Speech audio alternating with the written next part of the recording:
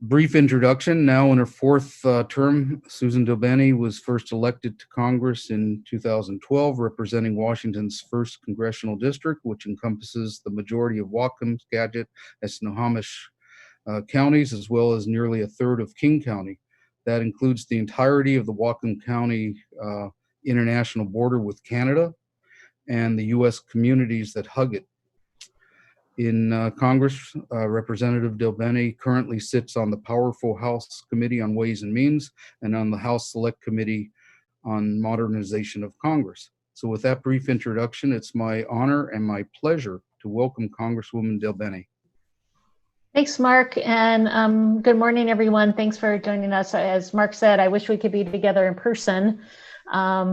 I always look forward to our town hall, and we tried to see if we could figure out how to make it happen, but it just wasn't going to work given all that's happening in our communities right now. So, but I'm glad we're able to have this conversation virtually.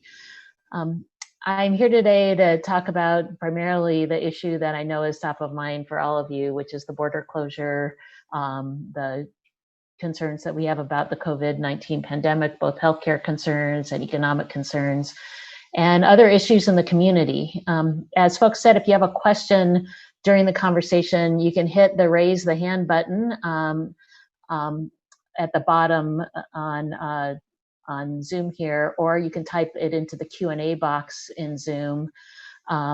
I know that this pandemic has been difficult and unpredictable time for everyone, and especially for the Point Roberts community and the unique geography that you have. On top of being a public health outbreak and economic crisis, the border closure has made life even more difficult and unpredictable. I want to thank so many folks who've reached out to our office, talking to us about the struggles that you're having buying necessities, seeking healthcare, sending your kids to school, and keeping your businesses open. Those stories are stories that I've carried forward in March when the U.S.-Canadian border was closed to limit the spread of the coronavirus. We know that the impact that had and the initial closure has been extended several times. Most recently, I know, till October 21st with only a few days notice. So it's also been hard because of inconsistent interpretation of the closure guidelines by border officials, and I know that's created some confusion. We heard from a Point Roberts resident who was on orders from the U.S. military to relocate to Virginia, and she and her sister were planning to travel from Whatcom County to Point Roberts and back to facilitate the move, but the sister wasn't permitted to cross. Another Point Roberts resident turned away at the border when his spouse was traveling to Bellingham for a doctor's appointment. We know how important it is to have transparency and predictability in all of this, and that you live on a peninsula, not an island. And so with all your stories and that information, I called on our ambassador to Canada, our acting ambassador to Canada, to work with Ottawa to address some of the issues that border communities in Whatcom are facing, and specifically to find a way for Point Roberts residents to travel safely through Canada to the rest of the country. We've made the case many times that it'd be easy for someone to drive between the two border crossings without stopping or getting out of their car. Since there have been no identified cases of COVID-19 in Point Roberts, that seems like a very reasonable request. Also in September, I wrote to the Canadian government to share the challenges that I've heard from all of you and urge them to consider a special travel exemption that would allow you to travel between Point Roberts and the rest of the state. And I've also been pressing them to provide you greater transparency and more advanced notice of changes to border policy. I know that the biweekly passenger ferry has been helpful, but that is not at all a total solution. If you're traveling to a doctor's office or a supermarket, you still need a car once you reach the port to get to where you need to go. There was some good news last week that extended family members of Canadians will be given more flexibility to cross the border soon and see their loved ones, beginning just in a couple days on October 8th. And then starting October 20th, some international students will be allowed into Canada to attend a school that has a COVID-19 readiness plan. those are steps in the right direction, but I know that doesn't address many of the challenges that you're facing. This is a top priority of mine. This has been hard because it is an international issue. We don't want anyone to be in a position where they have to give up their business or move their family because of the border closure. And I know, and I've heard from many of you about your concerns about what this means over the long term for Point Roberts, that things will be changed for many years after the pandemic's over. So that's why we'll continue to do everything we can to help. A quick reminder again, if you have a question, just hit the raise the hand button or type it in the Q&A box. And I also want to just highlight that many of my staff, I have a lot of staff both from my DC office and from my office here in Washington State, on Morgan Dykeman, who is my community outreach liaison for both Skagit and Whatcom counties, has worked with many of you. She's here too. I point out that they're all here because if I can't get you an answer right away in this meeting, or you have a specific issue, I want you to know that they're all here so we can follow up, and we might ask you to leave us some contact information so we can get back to you in that circumstance. So we'll be taking notes down and making sure we get to things even if we can't get you a full answer today. And with that, I'll turn it back over to you, Mark, so you can kind of facilitate the questions. Okay, I have one comment here. I'm just going to pass this on to your technical people. Somebody commented, and I have no idea how to do this myself, that it'd be nice to see more of the Congresswoman's face and less or none of mine. So I don't know. When I'm looking at the screen, I'm just seeing the Congresswoman in the full screen. And there's a feature up at the top right of your screen called Speaker View. And if you put that on, you'll see something that says Speaker View up in the top right-hand corner of your screen. And usually Speaker View makes whoever's speaking makes their face big and takes over the screen. So if you don't have that setting, try that out, and then that might help. Everybody, I encourage you to look at the Congresswoman and less or none of me. So I have a couple of questions that the staff had received in advance that I think we can start with, that I'll read, and while other people are typing in their questions. And right now I don't see anybody raising their hand. So hopefully you have that icon on your screen. I don't see it on mine to raise your hand, but hopefully you it's do. On the bottom of the screen. I think because I'm a panelist rather than a participant, so I may not have it. If you have any questions, I see some Q&A coming in here. Yeah. So some folks are coming. We'll start with that. Coming through. We'll start with that. Okay, so the first question is from Rob, and this is representative of several similar ones, and it is, will Canadian property owners be able to visit even with restrictions to check and maintain their property prior to the cold winter weather? So we can get you an answer on some of the whatever restrictions might be in place, but I think the kind of definition has been essential, and so I don't know if anyone else on my team has more clarification on that one specifically, but I know that it's obviously a concern to be able to get in, and so it's part of that phased reopening, but we'll try to find out if we can get you more information. It may be very specific to your personal situation. Yeah. I can interject that Customs and Border Protection has a short list of what's essential.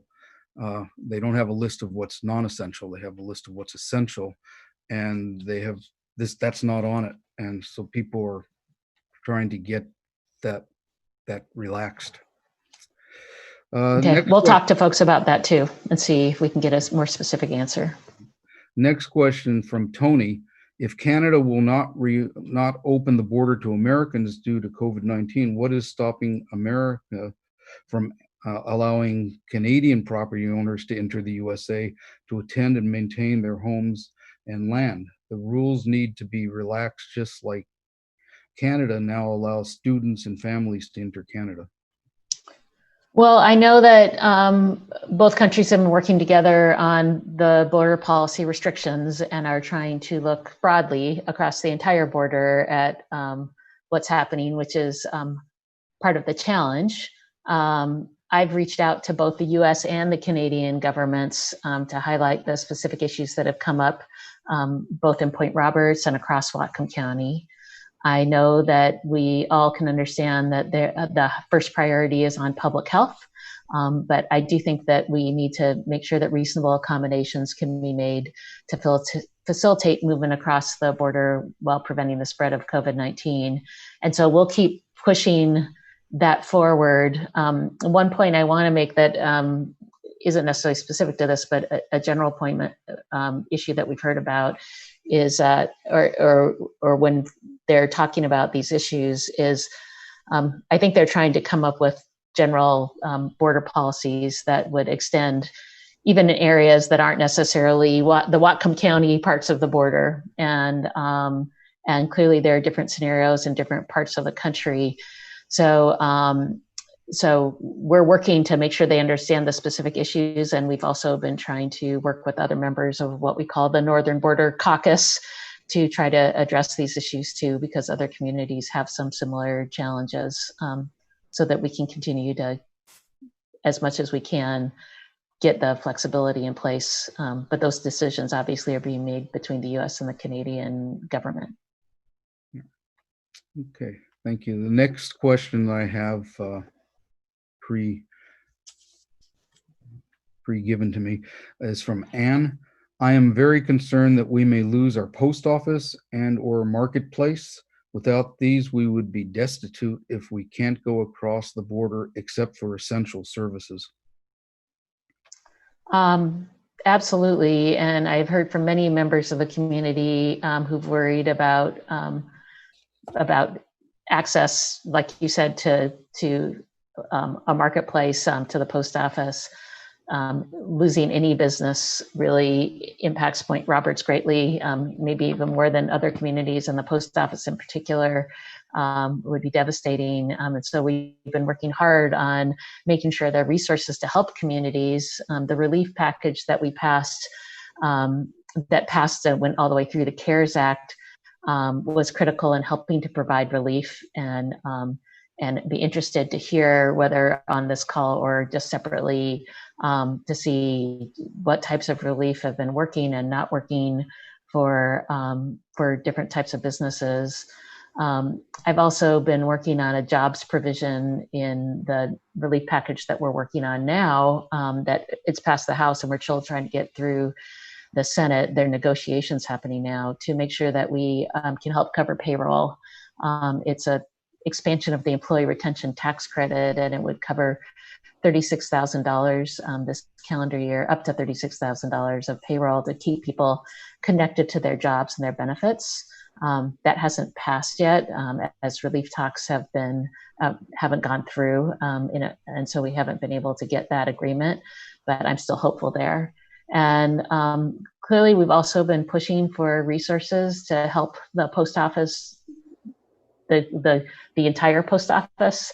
It's a COVID-related issue, but also an issue predated COVID, given that the post office has to prepay a pension, which is a huge financial burden that's been very uniquely put on the post office for no good reason. And I've been trying to make the case, at the Point Roberts case too, that we need to also look at the opportunities for revenue for the post office, and that while Point Roberts may be a small community, it's also in a place where the post office can actually make more revenues proportionally, and that's a good investment. So we'll continue to make that case, but we also want to make sure the post office has money to get through this pandemic, and have been trying to provide those resources that were requested by the Board of Governors of the post office, so that they're able to get through the challenges that we face right now. Okay. Let's go see if we can get a live question. I see one hand raised by Ellen Roth. So are There's a you bunch of there? questions under Q&A too, I Yeah. see. Yes, there are. I only see one hand raised, so I thought we'd go there No, first. go ahead. Now, are your staff gonna make her live? Turn her on? How does that work? I'm waiting for them to tell me. Can you, let's see. Unmute Ellen Roth. Oh, now she disappeared. Okay, maybe we go to a written question. Someone asked if they could unmute her. She should be live. Ellen, can you try speaking? Oh, her name is up there. But clearly we can't hear you yet. So Okay, we'll go to another question and we'll go try to to the come back question. to you, Ellen, and see if we Yeah. can figure out how to get you yours working. This one may already be, I guess, pretty much answered, but I'll go ahead. What are the possibilities of expanding the definition of essential travel in the agreement with Canada and the US, allowing Canadian property owners to visit their properties? And yeah. Yeah, that's similar to the other question. I mean, we're trying to get as much flexibility as is possible, but I have to get back to you to see if there's any new information that I can provide you. Can I just ask, do you think that there's any possibility of both governments carving out exceptions for exceptional communities rather Well, than that's what I've been trying to do. That's what I've been asking for. And some of you may know myself and Colin Peterson, who's a member of Congress from Minnesota, who has Northwest Angle, which has a similar geography to Point Roberts. We've sent letter jointly asking for special consideration for these communities that are unique. So that is our hope, that we can have exceptions that are made versus because we know these are unique conditions, just like my ongoing request that folks from Point Roberts could drive to the mainland, and maybe we'd have a restriction where you couldn't, when you crossed to go into the mainland, you couldn't get out of your car there or the way back. Those are things we're trying to get special exceptions put in place, because we know that you're in a very unique situation. So. Yeah, there is an Alaska model that yes, and I've raised that issue too, and to see if that's a possibility. Okay, I'll continue on here. I don't. It looks like Ellen's not on anymore. Yeah, my team said keep going with written questions, and they're still working on it. So absolutely. Okay, so I see two from Craig Grossman, so I'll combine them. I'll read them both. He says, talking about Canadian family members, what about American family members going in the other direction? And well, then the next set is a long set of questions. So why don't you go ahead and answer that one first?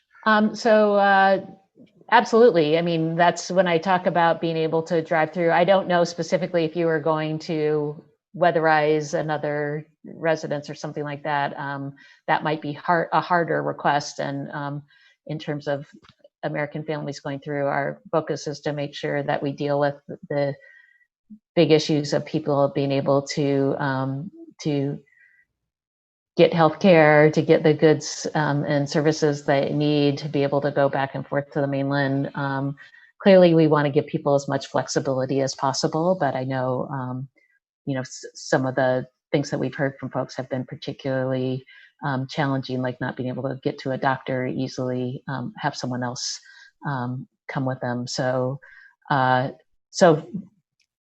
we want to provide all the flexibility we can, but we also want to make sure that we are addressing the most urgent issues that people have. And so we're trying our best to get those stories out to folks, so we can come up with some reasonable accommodations like we were talking about earlier. Canada has started allowing entry for family reunification of close members. As far as I know, the U.S. does not have that. Yes, so they just started that. So that's that, or I think it starts in a couple days. So that's great, and like I said, we'll keep trying as well to provide that same flexibility in both directions. But I just keep pounding on the drum and making sure that people are aware the decisions are being made by the administration in terms of what the ultimate changes might be. So that's why your stories are really helpful in continuing to make that case.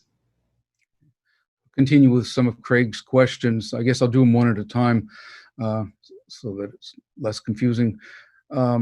And skipping over things that you've already addressed. So has the Congress or the president considered a total closure of traffic, both commercial and personal, for a period of time to protest the closure and subsequent actions of the Canadian government?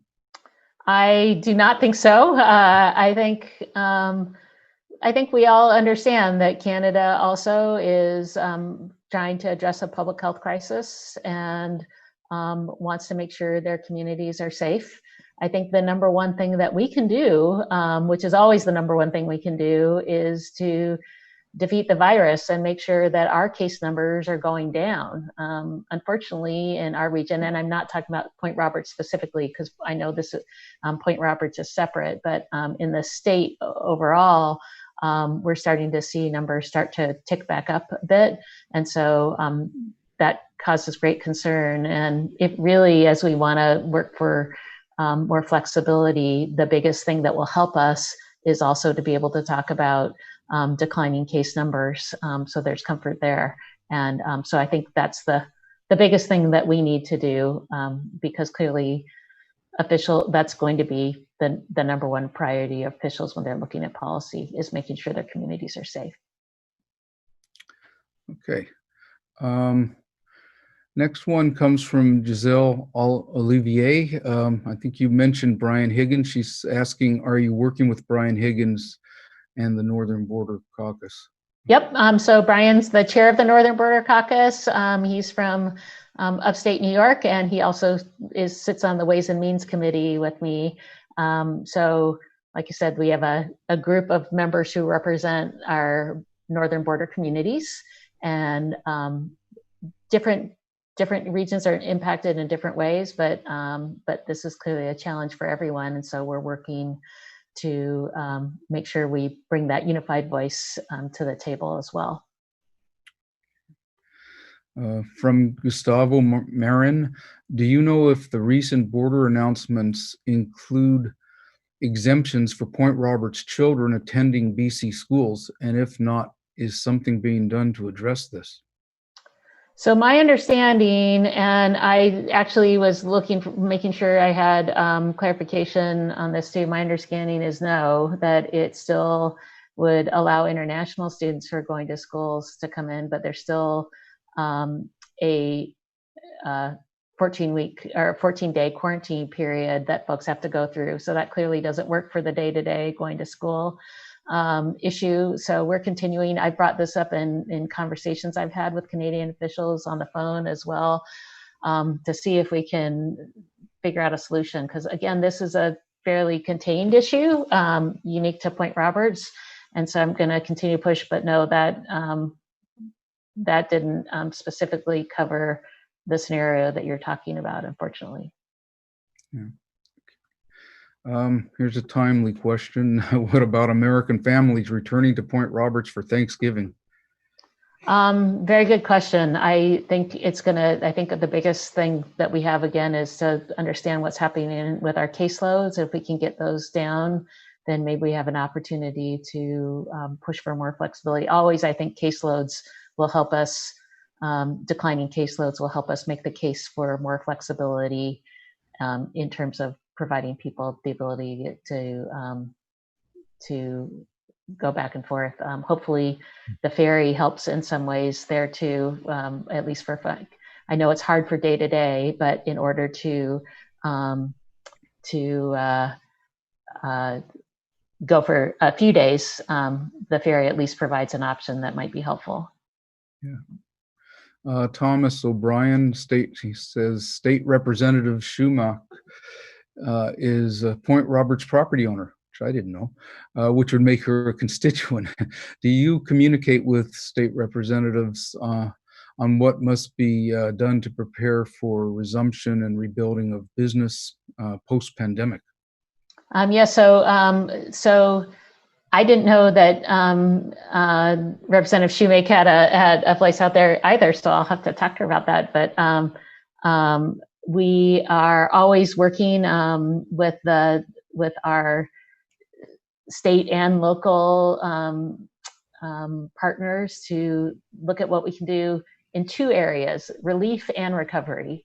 I think a lot of the focus right now has been on the relief side in terms of getting resources to help families and businesses and workers through this crisis. But the recovery will be equally as important. And so we've been working on that in Congress in terms of what things we can put together to help when we're really kind of directly looking at recovery as well, when things can more fully open, et cetera. And so that will be something that happens at all levels. Now, we have been also trying to get resources for state and local government as part of our next relief package. I think that's very important because it helps our local communities to continue to provide essential public services, things like fire, public health, et cetera.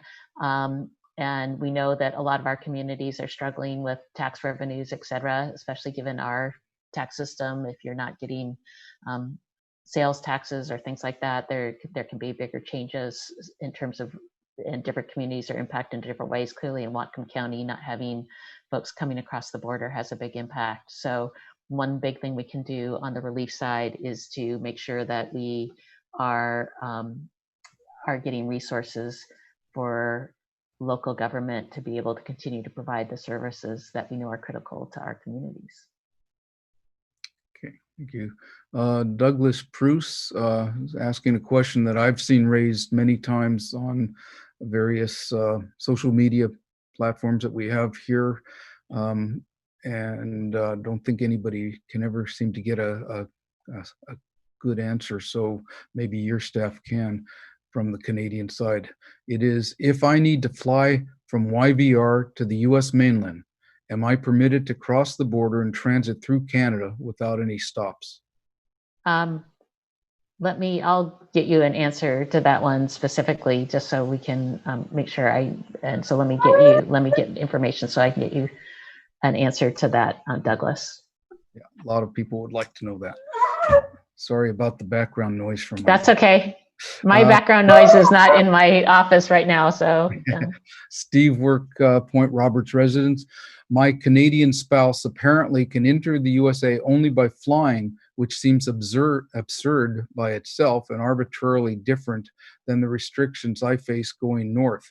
Are you aware of any rationale for this particular restriction on entry to the USA? Is there any effort underway to adjust it? Obviously there's efforts underway to try to provide more flexibility at the border broadly. I know at certain points of entry, there is a feeling that there's stronger screening ability to be able to contain and check people in terms of temperature checks, things like that. But still, there are different decisions made in different areas. So we'll continue to push on this to get that flexibility so that families can get together and can, do the thing that's most expedient, obviously, in terms of being able to drive. Okay. Okay. Betty Blackstone asks, why do your House relief packages contain so many non-crisis related items? It seems very selfish and short-sighted to not put forth a smaller bill that can get passed. Well, I guess I would say first, in fact, the head of the Federal Reserve spoke today that it's important that this is an unprecedented time, and we need to make sure we have an unprecedented response, which he had early on in terms of getting resources to communities to stabilize our economy. I think that the things that have been put in the relief packages have been very focused on the crisis at hand. I talked about state and local government and resources there to continue to support essential public services. And like I said, first responders, schools, public health. And so that was that was critical, making sure that we had resources to help keep workers on the payroll, to help our small businesses. We have specific legislation as part of the most recent relief package to help support restaurants that have been hit hard. We did pass a updated relief package last week that was smaller than the previous relief package by $1 trillion to try to make those trade-offs. A lot of the trade-off that was made was in terms of timing, so that instead of benefits extending into next year, they would expire at the end of the year. Part of the reason, from talking to small businesses and others, is people wanted the predictability of knowing what was going to be available to them as they managed through this crisis, and not knowing whether Congress was going to extend something or not was critical. Housing assistance, and during a public health crisis, if people lose their place to live, that it puts people in an incredible situation in a public health crisis without a safe place to be. And we don't want people to have huge debt when they come out of this. So eviction moratoriums are helpful, but they don't help the bills from piling up. And we hear from landlords in many cases, families themselves who might just have a unit or two that they're renting when they're not getting rent, that puts them in a difficult position. So all of these resources are really, I think, tied together to address kind of the broad set of problems we hear from different parts of our communities. And then a chunk goes to things like vaccine development and continued testing and contact tracing. So I think it's been pretty targeted, and we did reduce it in terms mainly by shortening the time frame. But we need folks to come to the table and make sure they're part of that negotiation. We're trying, but you can't negotiate on one side. We got to make sure that what we provide meets the needs of our communities. Okay, I see 4 hands raised, so maybe the staff can look into unmuting them, but I'll read the next written question in the meantime. This kind of follows on what you just said. What are the chances of any of this being supported by a Republican Senate? Well, it's a good question. We've heard from some Republican senators who said they're not going to vote for anything, or at least they've made that blanket statement. But we've also seen the president saying that he wants a deal. Secretary Mnuchin has been talking with the speaker, and I know those talks have continued. So my hope is, and I still have hope, that there will be something that can be agreed to. The question is, does the secretary's view, since he's kind of representing collectively the administration and the Republican Senate, does the secretary's view of a deal, if he says he has one, is that something that senators would also agree to? I guess that will be something we'll hear about later, if possible, if that comes up, because that clearly we need the Senate to be willing to take that vote to move it forward. So we're ready to move. The House continues to be on what we call 24 hours notice, so that we would get at most 24 hours notice to that there would be something that we could come vote on. So we're ready if there's and we're waiting to see if that's possible. The Senate is probably the less clear on where different senators will come out on a package, even if it's agreed to by Secretary Mnuchin. So we'll see. My team said, if you call out, Mark, if you call out a name, yes, we'll know who to unmute, and we can try to see if we can get someone. Anthony Hill. Let's see if we can hear from Anthony. Okay, Anthony Hill. Hi. There, we can hear you. Good. Go ahead. Can you hear me? Okay. Yes. Hi. I'm Canadian.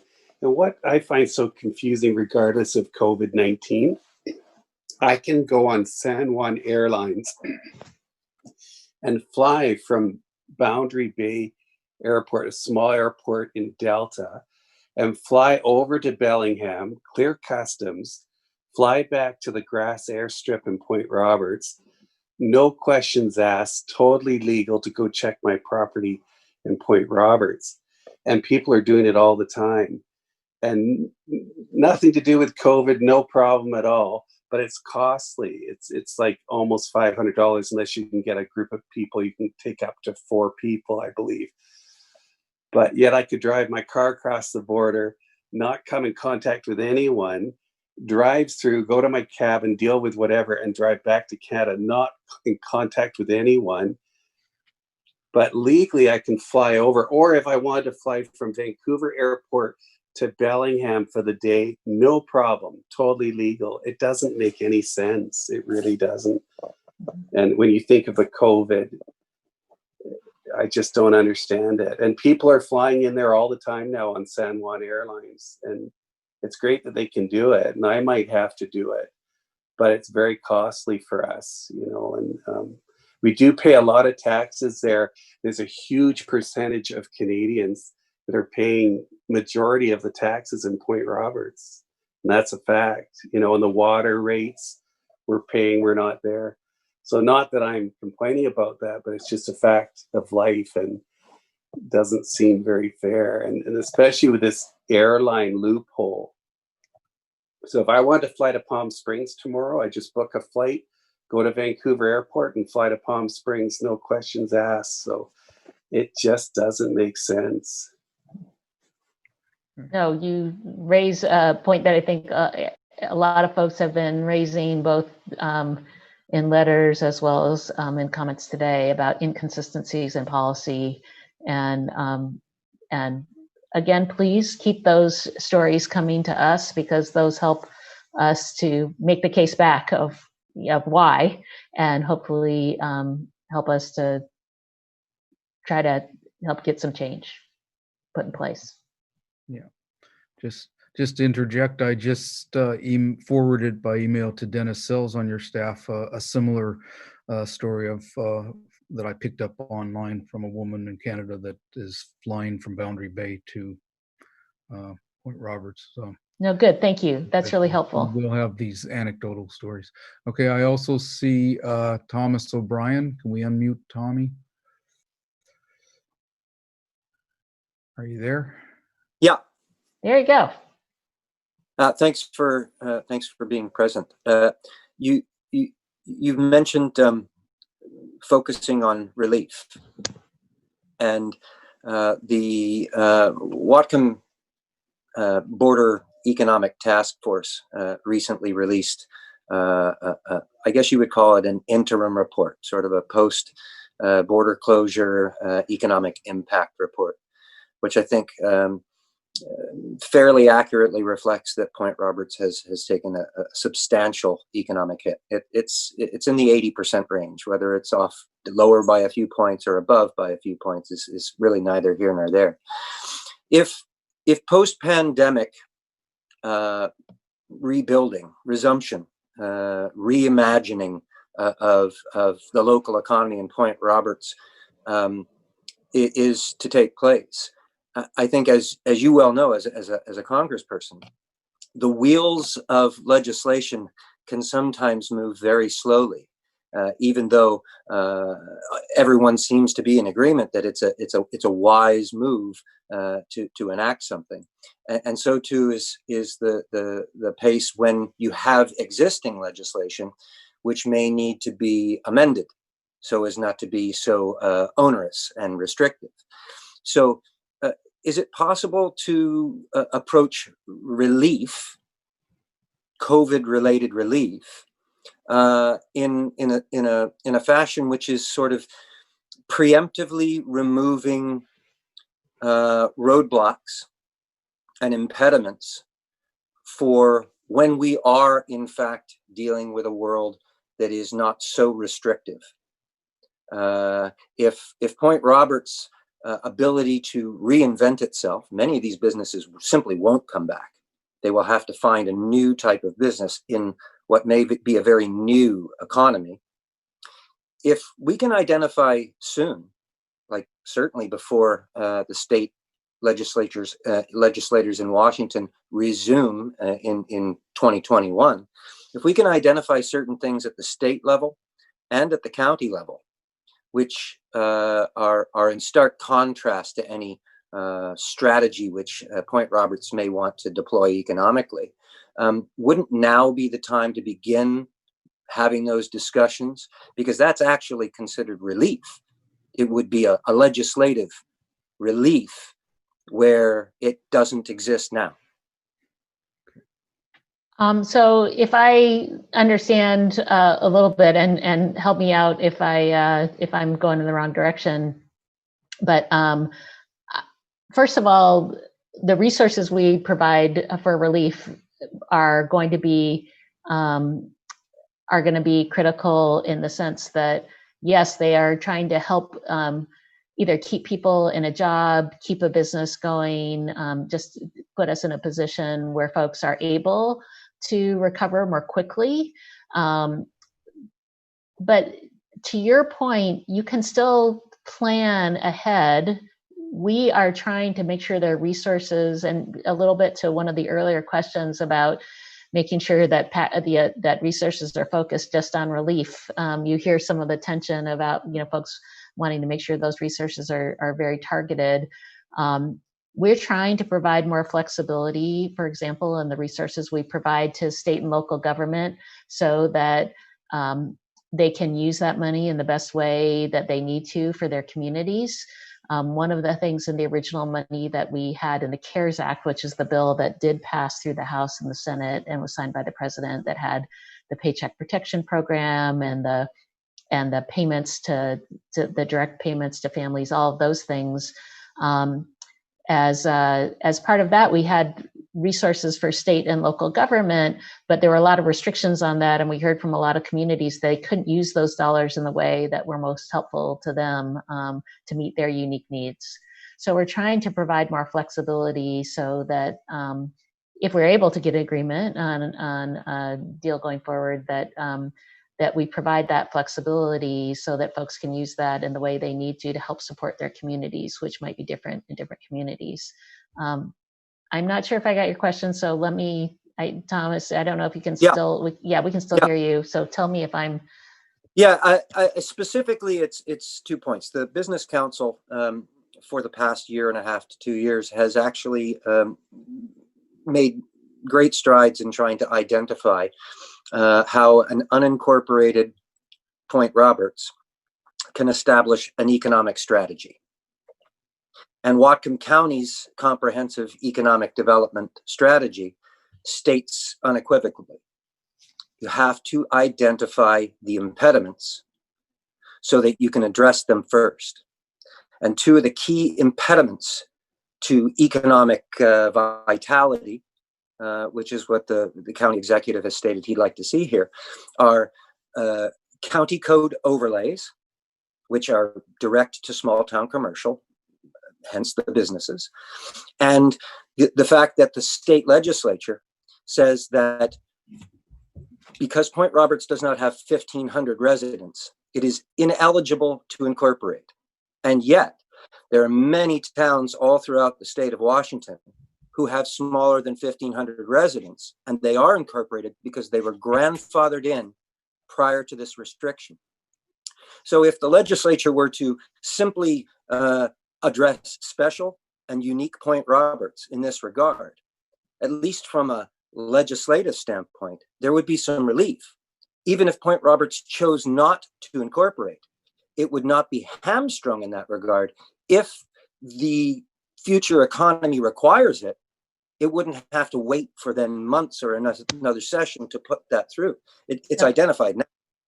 I think I understand your point, and maybe part of the decision making on how resources are going to be used and how they go forward would be made at the state and local level, at the local being the county level. And so we're looking at making sure those resources get there. But I think part of what you're bringing up too, and how those are used and how they're allocated, it'll be a decision that will probably be made at the, like I said, at the state and local level. We just want to make sure we get resources to help, given that their revenues are down and they're making tough decisions about cutting programs, cutting staff, and we want to make sure that they're in better shape as we look towards recovery too.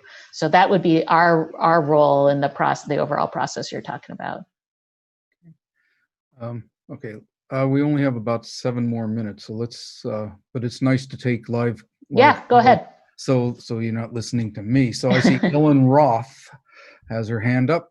She was trying before. Can we unmute? Can we try Ellen again? Oh, and okay, let me read a question while they're trying to do that from Dawn. I don't see her name come up here. I don't either. Are you guys able to get Ellen? I'm just seeing if someone. I don't know why that's. I think they can't. They're having trouble getting her up. So there's something unique on Let me read Ellen's. a question. Then the Port of Bellingham has been footing the bill for the emergency ferry, which has been operating free of charge to passengers. Can the federal government help fund the ferry so that we can get to the mainland? So good question. And I know I've had this conversation with folks too before, because this is a very unique situation. And so one of the things we've been trying to do in relief as well, as we look at getting resources for state and local, but is also to make sure we get resources in for transportation and public transportation, because so many essential workers are relying on that, and with social distancing, et cetera, they've been greatly impacted. So what we need to do is figure out if we can figure out how this unique situation fits in there. So, and what the different possibilities are, to see if some of the funding, first we've got to pass the funding, and then to see if some of that funding might be available to help in this way. So, we've got to get a package through though, right now, because that's probably the most critical thing we've got to do to even be able for me to really give you an answer to that question. Another one from Gustavo Marin, which is. I think go ahead. I think we can probably do one more, and then we might need to close. Well, this way relates to the economy. I think it's a good one. We have substandard internet in Point Roberts. Are there emergency funds available to improve the internet speeds in our community? Something like this would better enable remote employment. So great question. And as part of relief, we've been very focused on broadband access, rural broadband. But when I say broadband access more generally, I mean, we're trying to address issues where people have broadband available but can no longer afford it because of economic impacts or job loss, et cetera. So to make sure there's resources to help people keep access, try to help support using other types of technologies to increase access. To your point, that what we're doing right now, some people, have been able to do basic email and things like that, but didn't have the type of bandwidth they needed to do something like a video conference. So most people's needs have increased in this environment. And to your point, to be able to work, even if you have a job where you can work from anywhere, that only works if you have the infrastructure underneath to do that. So we're behind on rural broadband. It's been an issue that I've been pushing hard. We need to map our country in terms of where there's availability, and we need to look at different types of technologies to help.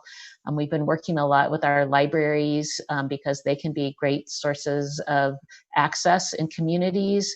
And I know our school districts have been working hard to provide access, but especially in areas like in the Cascades and mountains where there's not even good cell service that usually you piggyback off of to provide that access. We need infrastructure there. And so we have resources and have in every relief package to help in all those different ways that I talked about. But some are harder because it's not there's not a quick fix, and we've got to get ahead because it's unacceptable that we have communities who still don't have good rural broadband availability. Okay, one more, do you think? I see. I have to be on a call, Okay. unfortunately, because I'm getting updates, so I don't think I can because it Okay. starts. Why don't you go ahead and offer any closing remarks then? So first of all, I just thank you to everyone for taking the time, and thank you particularly, Mark, for helping pull us together, and the Taxpayers Association. If we didn't get your question today, or we're going to get you more information, my staff will follow up. You can put information in the chat, and we can follow up from that. Also, my website is delbene.house.gov, and you can send us a message there, or you can call my Bothell office, and you can leave a message. Most of my team is teleworking too, so email is great because we can get the description of your problem and forward it on to the person who needs to handle it. But your stories are really helpful for us too. So please continue to share those with us. So as I continue my conversations, not only with the US government, but also in conversations we're having with the Canadian government, we can continue to highlight many of the questions that you've asked, and see if we can get answers, or hopefully see some changes take place that help your community. You are, I appreciate all the times I've had to go to Point Roberts, because I don't have to, I can describe from personal experience the unique, wonderful place that Point Roberts is, and understand why this particular situation is so challenging. So, so thank you for taking the time today. Please, if you have other questions, let us know, share those with us, and we'll continue to provide information to everyone, so that we can give you updates on what's happening. And stay safe and stay healthy, to you and your families. Thank you very Thanks, much. Mark. Thank you, Congresswoman DelBene, and same to you. Thank you, everybody, for joining this meeting. Thank you. Take care.